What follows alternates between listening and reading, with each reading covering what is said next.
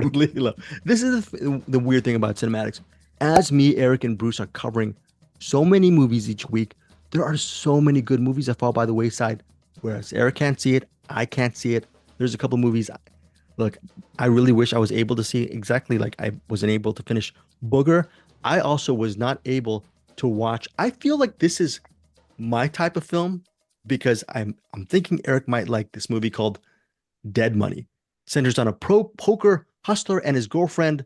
They have 24 hours. I think his name is Andy, the pro poker player. Is he played by Emile Hirsch? I'm guessing he has to play the biggest game of his life, or else something bad is going to happen. I'm assuming co-stars David Keith, who we both interviewed for a film that I can't, starring Emile Hirsch. I forgot the name of Walden. that. Walden. Walden. Highly underrated movie, right, Eric? That I I think so. Yeah. look. I mean, you and I are on the same wavelength when it comes to a lot of these movies. I don't know. Anyway, it also stars Jackie Earl Haley and Peter Facinelli in theaters, digital, and on demand September 13th. Rory Culkin. He He's shows up also, in that. oh, Yep. very good. Okay, so Dead Money, Eric Holmes. Did I miss a good movie this week? Should I go back and catch up and I watch Dead Money? I think you would dig this. Mm. So yeah, they're at a poker game playing. Emil Hirsch is trying to win money for something. Can't remember what. Doesn't really matter too much. But the poker game gets robbed. Like everyone there gets robbed, and then the robberies go away. And then Emil Hirsch is talking with his girlfriend. They're like, all right, let's just go. And then they leave. Oh, I forgot my bag. Can we go back? It's like, yeah, we'll turn around and go back. They go back and find out that the two robbers made their way back to the place that they just robbed, along with David Keith's character who let them in. And they're like, oh, this whole robbery was staged. And then so now Emil Hirsch, well, one of them gets shot because when they try to escape, one of the characters shoot him. And so there's the money sitting there. Emil Hirsch runs off with the money. And now the robbers and David Keith are trying to find out who sold the money that they stole. And meanwhile, Emile Hirsch is wondering whether or not he's being followed and trying to win as much money they can sock away as possible. And I didn't even give everything away. That's just kind of the setup. Is it fun because it's a tense type of thriller all the way? Is it a comedy a little bit, or more of a just a Uh, straight up thriller?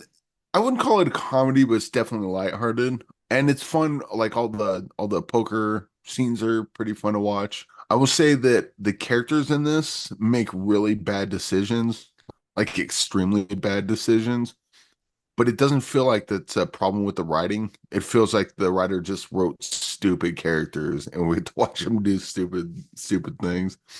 Is it Um, fun to watch them do stupid things or frustrating? I, I thought so. I mean, it was definitely frustrating because I'm watching it going like, guys, just do this and you can all walk away. But and I think a lot of it is their own, not only their stupidity, but greed plays a big part in this as well. And I think that kind of, we're talking about like the metaphor for booger doesn't work because I don't understand how you connect a cat with grief, but I totally understand how you connect poker with greed. That totally makes sense because, like, oh, I won. I could just walk away now, but I'm a hot streak. I'm gonna bet it all, that sort of thing. But yeah, this was. I think you would dig this, I would dig this and why, and people would dig this why. Why do you think? well, because I like it, and we like kind of the similar movies. It's But yeah, a fun romp. It's just a fun romp kind of thing. yeah, kind of. It's kind of like what's that movie? Was it Who's in it? it's the one where Champ from Anchorman, he's paying people to do crazy things and it just keeps getting progressively Cheap Thrills. Oh, Cheap Thrills. Okay, Yeah. I've never This seen it. has that similar kind of vibe to it. It's not a Okay. comedy, but it's kind of lighthearted, but it's also got some darkness to it. But Hmm. yeah, Dead Money. I think you dig it. Bruce, I think Bruce would be turned off by the stupid characters doing stupid things, but I think that's kind of intentional in this one. Okay. So hard to say. Okay. Cool. But definitely more of a Eric and Greg movie, probably less so of a Bruce movie, but Yeah. I'm I giving it mean, 4 stars. let's be honest. If it usually stars Emile Hirsch, I think for you, maybe 8 out of 10 times it's gonna work. Me, 9.5 out of 10 times is gonna Yeah. work. So I mean, I don't know. So we're in the bag for this. Bruce Perky, not so much. So that's why he probably didn't see Bruce. Don't worry, Bruce has seen a lot of movies this week. You can see what stuff he has after this episode. So, but Dead Money is definitely not his type of movie. It's in theaters, digital, and on demand September 13th. Eric, what is your rating? I'll go 4 stars on this. All right, 4 stars for Dead Money. Again, Yeah. David Keith. Has David I Keith can't in it for a remember. second? Yeah, how is he? Does he have Oh, a little David more? Keith's the main guy. Like so like I said, David Keith's the one that set up the robbery. And then so he's the one chasing Emile Hirsch the rest of the movie. Oh, that's awesome. Yeah. All right. We both like our David Keith as an actor, right? Oh, it took me a while to figure out who he was. Because I knew he was in the movie. I'm like, I don't see him anywhere. And then about halfway through, I'm like, wait a second. You're the guy. Is that him?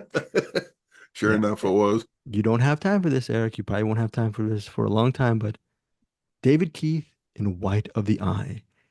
I have a feeling that might be an Eric Holmes movie.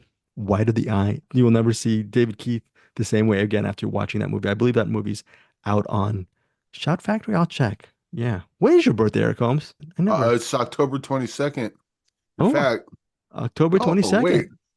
when's your birthday, Greg? No, it passed. It's September 1st. So Dead Money, 4 stars. So as we're recording this, Okay. it's 9/11. It's- Greg, when did you say your birthday was again? Yeah, it's September 11th. I am 53 years old. So Happy birthday. that's Eric, that's copyright. You can't. That's copyright. It's in the public domain. Oh, is it really in the public domain? Happy birthday, thank you. Greg. I didn't know that's a public yes, domain. it's in the public I'm going to go to domain. public. Thank you. Thank you so much. Thank you, Eric, for that. Yes. Thank you. I didn't know. So sue me on that one. So okay, thank you, Eric, for that. Those birthday greens. 53, and I feel like I'm 75 or 80. So don't worry, the money's coming in. It was 262 on Podbean. We're gonna meet you and Bruce and Anderson. We're gonna celebrate. The money's gonna go to pay for all those public domain drops we did.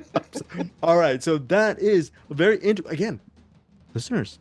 I'm sure if Joseph Bridges is listening, tell us what you think of White of the Eye. I'm sure he's seen at least, or maybe even Chad Wilfong from our CinemAddicts Facebook group. Would love to hear just thoughts on that movie, White of the Eye. Anyways,